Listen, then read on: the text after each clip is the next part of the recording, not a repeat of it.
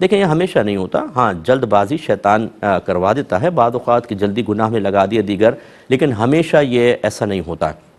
بلکہ بعض کاموں میں تو شریعت جلدی کو محبوب رکھتی ہے۔ جیسے کوئی نیک عمل کا ارتکاب کرنا ہو تو شریعت چاہتی ہے کہ جلدی کریں ورنہ ارادہ بدل سکتا ہے، بچے جوان ہو جائیں تو ان کی شادی میں جلدی کرنی چاہیے، اسی طریقے سے اور کسی مسلمان بھائی کی آپ کو مدد کرنی ہے تو اس میں جلدی کرنی چاہیے۔ تو خلاصہ کلام یہ ہے کہ ہر جگہ جلدی کا کام شیطان کا نہیں ہوتا، بلکہ دیکھنا چاہیے کہ اگر وہ جلد بازی کسی حرام کام کے لیے ہے، گناہ کے کام کے لیے ہے، اچھائی سے دور ہونے کے لیے ہے، تو ہم اس کو شیطان کی طرف منسوب کر کے کہیں گے کہ جلد بازی شیطان کی طرف سے ہے، اور اگر وہ محمود اور محبوب کاموں میں ہے تو پھر تو یہ اللہ تعالیٰ کی طرف سے توفیق ملی کہ ہم جلد بازی کر رہے ہیں، اس میں پھر جلد بازی کو ترک کرنا برا ہوتا ہے، اور ان کاموں میں جلد بازی کرنا یعنی منفی کاموں کے اندر جلد بازی کرنا ممنوع ہوتا ہے۔ تو خلاصہ کلام یہ ہے کہ یہ جملہ ایسے ہی ہے جیسے کہا جاتا ہے کہ غصہ حرام ہے،